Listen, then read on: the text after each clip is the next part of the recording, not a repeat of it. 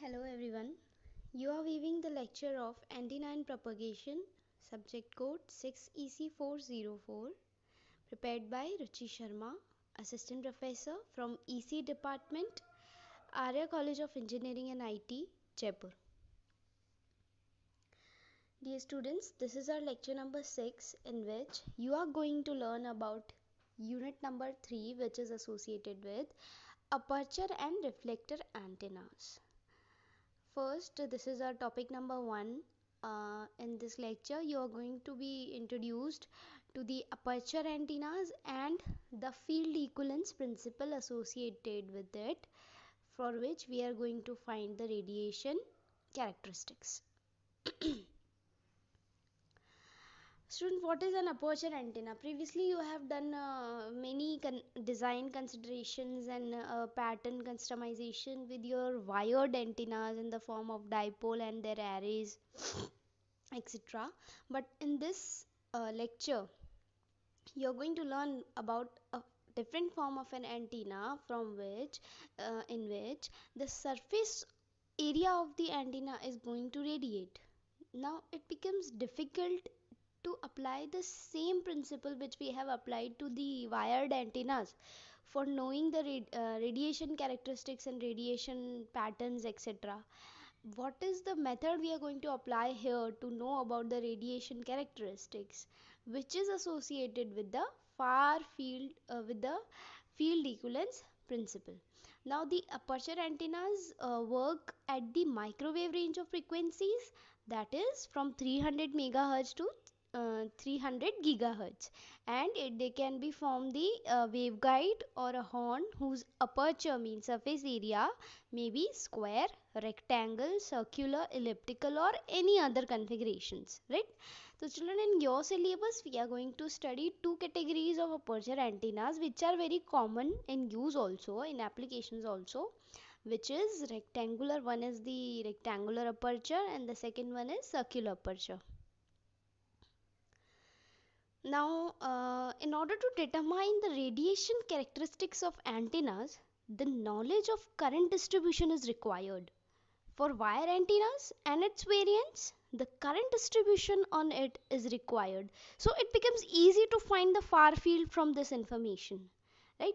However, this method is not applicable for many configurations as the current distribution is not known exactly and only physical intuition can provide a reasonable approximation to it.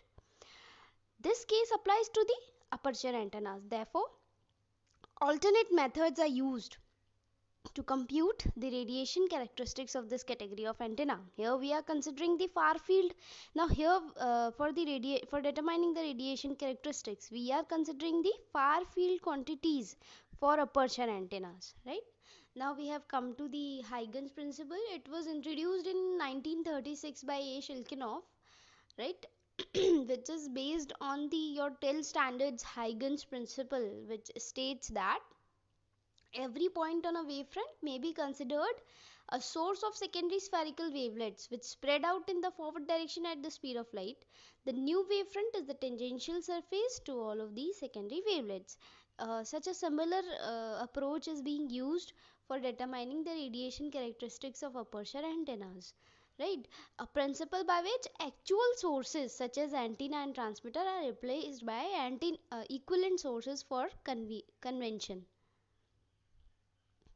Now the radiation fields from the aperture antennas such as slots, open-ended waveguides, horns, reflectors and lens antennas are determined not from the current distribution but from the approximate knowledge of the fields on or in the vicinity of the antenna structure. Now this technique is called as the field equivalence principle, which is Huygens principle, which is also called as Huygens principle. So whenever in your exam, if they ask you that, define the field equivalence principle and it is not mentioned further that it is the Huygens principle, you should be very clear about that field equivalence principle and Huygens principles are one of the same thing. Now the starting point of the Huygens principle is the principle for light waves, which is the starting point, right? I have told you earlier. Now, when we consider a mathematical form of the Huygens principle is the field equivalence principle, or simply equivalence principle, which states that a field in a lossy region is uniquely specified by the surface within the region plus the tangential components of the electric field over the boundary, or the tangential components of the field over the boundary of the or the tangential components of the magnetic field over the boundary, or the former over the part of the boundary and the latter over the rest of the boundary. This means that if the tangential electric and magnetic fields are completely known over a closed surface, then the field in the source free region can be determined, and the source free region is the area where the antenna is radiating. Now, I was telling that this means that if the tangential electric and magnetic fields are completely known over a closed surface, the fields in the source free region can be determined. Similar to that, I have told you the uniqueness related to unique solution related to differential equations, in which now how we can relate this to our approach of field equivalence principle, and we can determine the radiation characteristics, radiations arriving from the surface. Right? How we let us know. Here in aperture antennas, the actual source such as antenna and its emitting surface, emitting sources are replaced by equivalent sources. Now this is completely imaginary, that we are replacing those sources with fictitious currents, which are virtual currents. That is why the name equivalence principle. Now we are keeping some other sources equivalent to the actual sources, and we now from the help of those equivalent sources we are going to identify the radiation coming from the actual sources. That is why it is named as equivalence principle.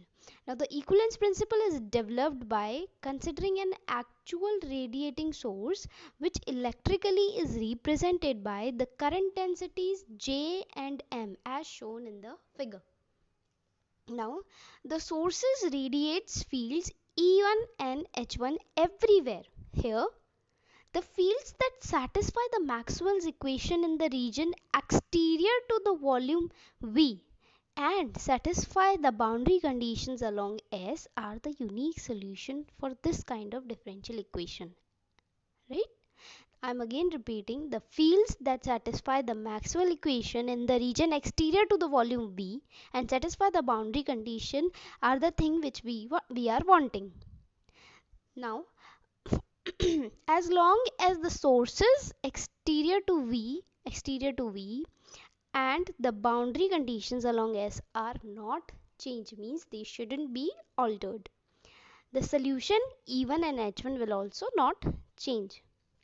Here you can see in figure 3.2 actual problem, and it is replaced, it is and we have formed an equivalent problem similar to that. According to that, now children, this Js equals to minus n cap cross product of h1 minus h, and ms equals to minus n cap cross product e1 minus e. This is nothing but the boundary condition.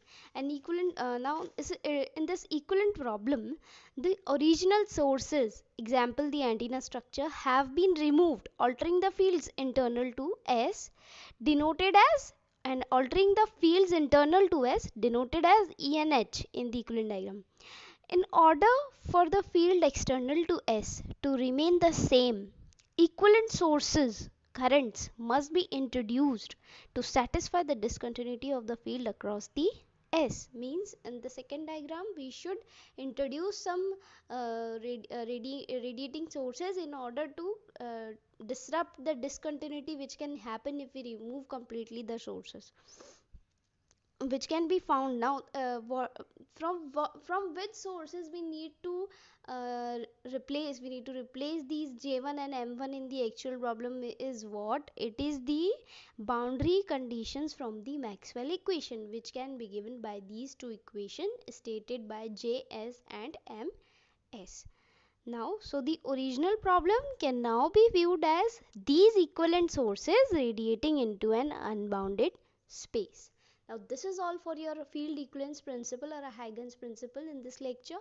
In next lecture we are going to learn about two different apertures of aperture antenna. First is rectangular aperture and the equations associated with it, and the circular aperture and its associated equations. Thank you.